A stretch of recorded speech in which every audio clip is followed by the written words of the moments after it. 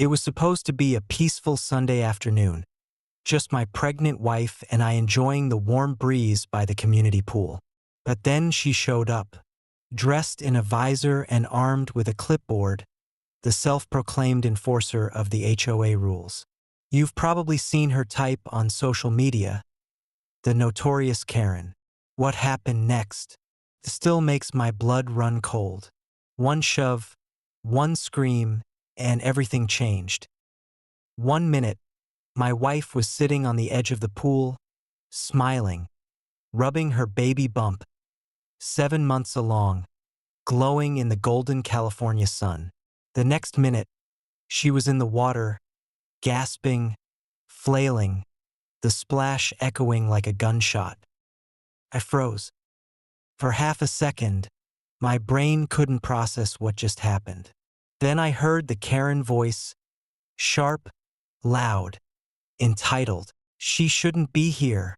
No food, no glass, no pregnant women near the pool. It's a liability." I didn't think. I just ran.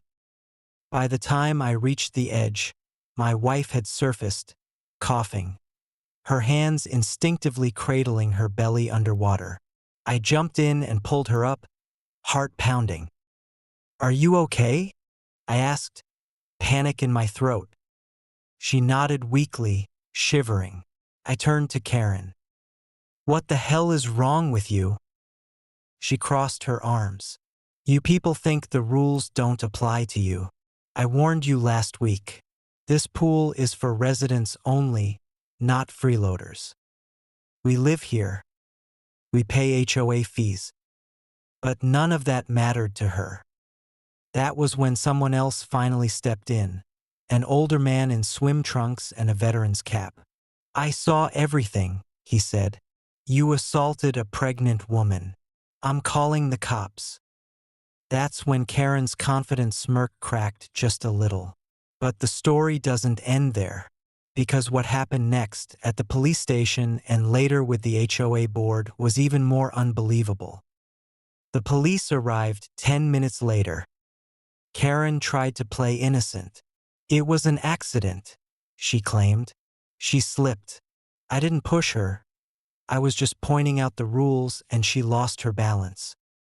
But there were witnesses. The veteran, Mr. Delgado, spoke up first.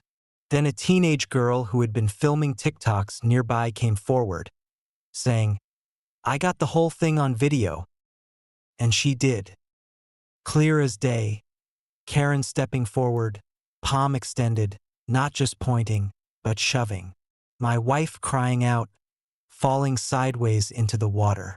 My reaction, everything. The officer's jaw clenched. "Ma'am, I'm going to need you to come with me."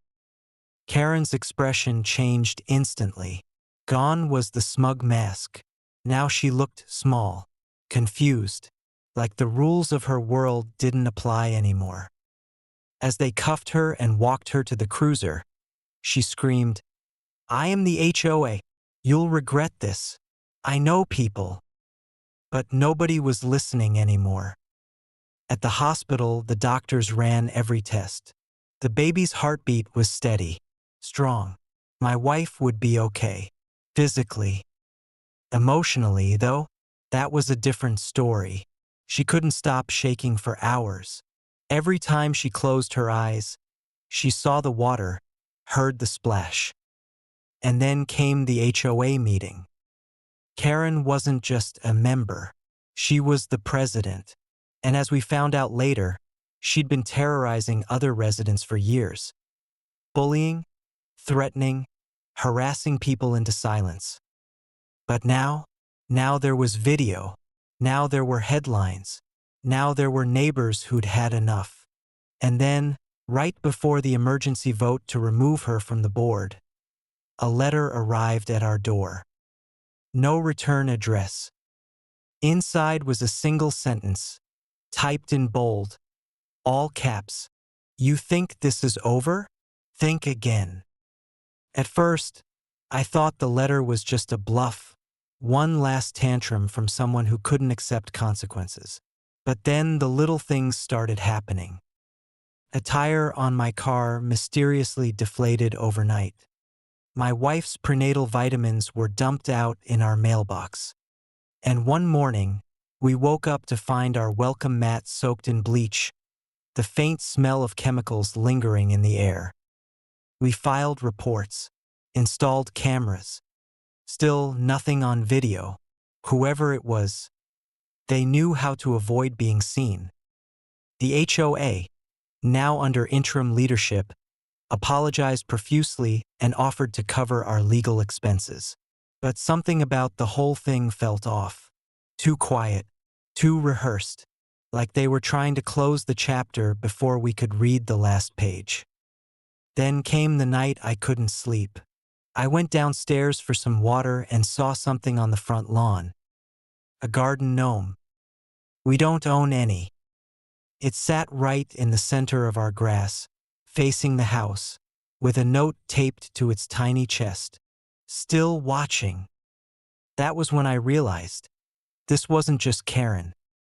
Someone else was helping her, or worse, protecting her. The next day, I confronted the HOA board at their meeting. I laid it all out, the threats, the gnome, the vitamins. I even held up the letter. But instead of outrage, there was silence, uneasy glances, a forced smile from the new board president. "We appreciate your concern," she said, "but maybe it's time you and your wife consider a fresh start, somewhere else." That's when I knew. This went deeper than we thought. I walked out of that meeting with a strange mix of fear and clarity. They didn't want justice. They wanted silence. I told my wife everything that night, about the gnome, the threats, the way the board looked at me like I was the problem. She didn't say anything for a while, just sat there, her hand resting protectively on her belly. Then she said something that chilled me more than any letter ever could. "I think this place was never safe." That same night, I posted the full video of the incident on Reddit. Within hours, it went viral. By morning, the clip had over 2 million views, and Karen the HOA queen was trending across platforms. People came forward, dozens of residents from our neighborhood, and even from her previous communities. Stories of intimidation, harassment, secret fines, and one disturbing tale about a family who had moved out overnight after their dog went missing. It was clear now, Karen wasn't just a problem. She was a pattern. And the people who protected her, they were complicit. The police reopened the investigation, this time not just as an assault, but as conspiracy and ongoing harassment. With public pressure mounting, the HOA board members began resigning one by one. Some deleted their socials. One skipped town altogether. Karen, meanwhile, was arrested again, this time for violating a restraining order. But here's the thing about justice. It doesn't always feel like a win. Not when you still check your locks 3 times before bed. Not when your wife flinches at the sound of sprinklers turning on at night. And not when, 2 weeks later, you receive a new envelope in the mail. No name, no stamp, just slipped under the door. Inside, a single photo. At the grocery store, from behind. Taken yesterday. No message, no threat. Just a reminder that even when the villain's mask is ripped off, the shadows they leave behind don't always disappear.